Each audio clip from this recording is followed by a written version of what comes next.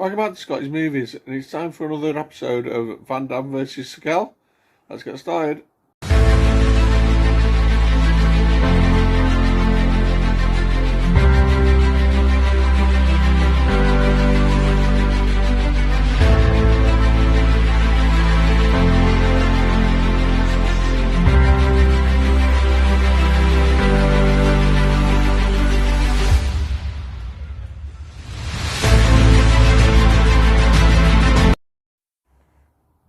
Okay, so this week I decided to choose a couple of movies that also feature what you might call sort of well-known sports stars. So I'm going to go through the Jean-Claude Van Damme movie I watched first. That was a movie called Double Team, which also stars Dennis Rodman, who was a basketball player in the 90s. And a bit of a sort of an eccentric personality. So what's Double Team about? So Van Damme plays a character called Jack Quinn, who's like an ex-anti-terrorist operative, and he's basically going after a bad guy called Stavros, played by Mickey Rourke. And in one of their encounters, Mickey Rourke's child and girlfriend are killed, and he kind of vows revenge on Van Damme's character because he believes he was responsible. During this this sort of encounter, Quinn is like knocked out. He ends up on an island with a place called the Colony, where you're too valuable to kill and too dangerous to be free. And he's kind of got like loads of guys on there that are kind of similar sort of situation, like sort of ex-hitman and people like that, and they're there to sort of solve terrorist problems and everything. But whilst Van Damme's there, he discovers that Stavros has kidnapped his wife, who's pregnant with his unborn child. And obviously has to escape the colony and get after Stavros, get his wife and unborn child back. We've also got in there Dennis Rodman, who plays a character called Yaz, who's kind of like an arms dealer, who Van Damme sort of teams up with. And that's a general plot of this film.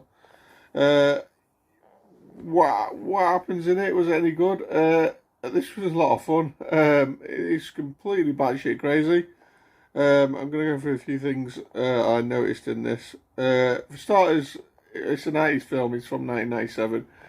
There's a hell of a lot of explosions in it. Bad CGI explosions as well. There's some bad acting. Mickey Rourke, I didn't understand what he was saying a lot of the time. There's some good fight scenes though. That's some of the bad things. There's some good fight scenes though. Van Damme sees quite a lot of action. The film is just action packed from start to finish. It's just relentless. It's just got some crazy stuff happens in this film. There's one stage Van Damme even kind of has a fight with a tiger, and he's kind of drop kicks a tiger. And I'll tell you what, they must have brought a job lot of glass in this film, because every sort of few seconds it seems that someone's either getting thrown through it or it's just glass breaking. It's crazy. It's just a batshit crazy film. Although he's got it's got his problems, obviously.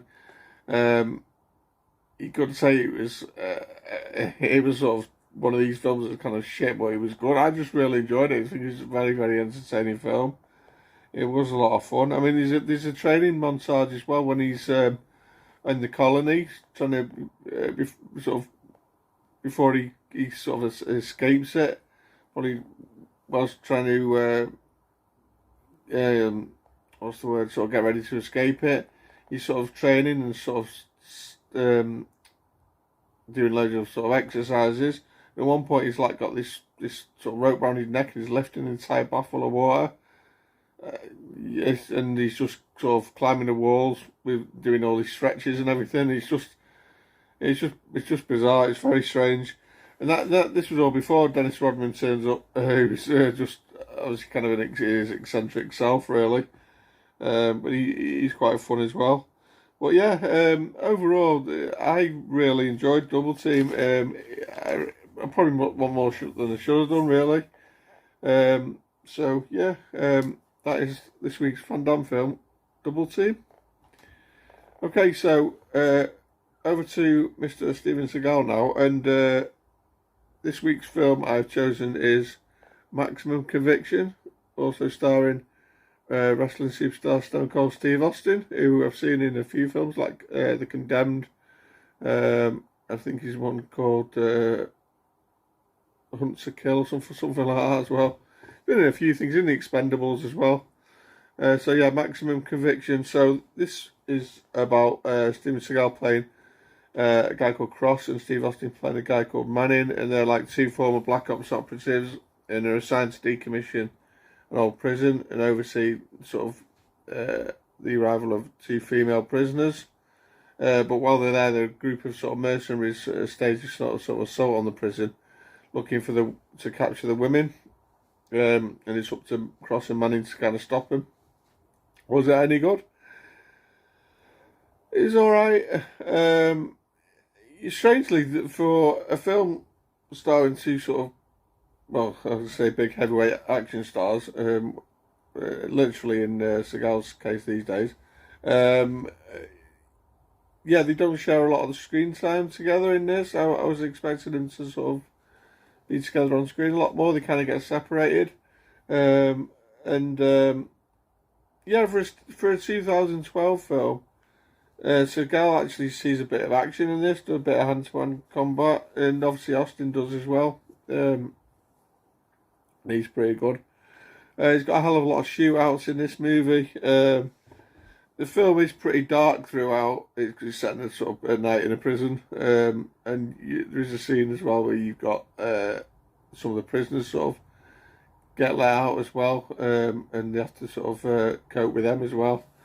And it's just shootouts all over the place, and it's pretty action packed, to be fair. But it's kind of thing you'd watch maybe on Channel 5 on a Friday night or something, if there's nothing else on. It was, it's just okay, really. Also had Michael Pear in there. I'm not sure how you pronounce his name. As a villain, he was all right as well. He was pretty good. But yeah, it was just sort of an okay film. So yeah. So which film is going to be the best this week? Which heavyweight actor are we going to see win this week? Is it going to be Steven Seagal, or is it going to be Jean-Claude Van Damme? Let's find out.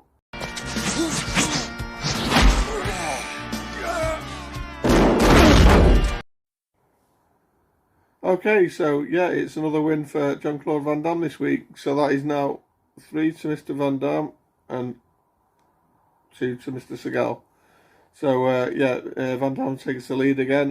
Yeah, I enjoyed Double Team. I actually said a lot more than I probably should. It was just a lot of fun. It's just bizarre. It's just a strange film as well, but entertaining, which is what you look for. I just found it more entertaining than Maximum Conviction. So yeah, so that's the end of this episode. Comment down below if you've seen any of these films and what you thought of them.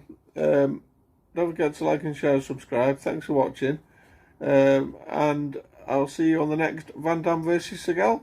Bye guys.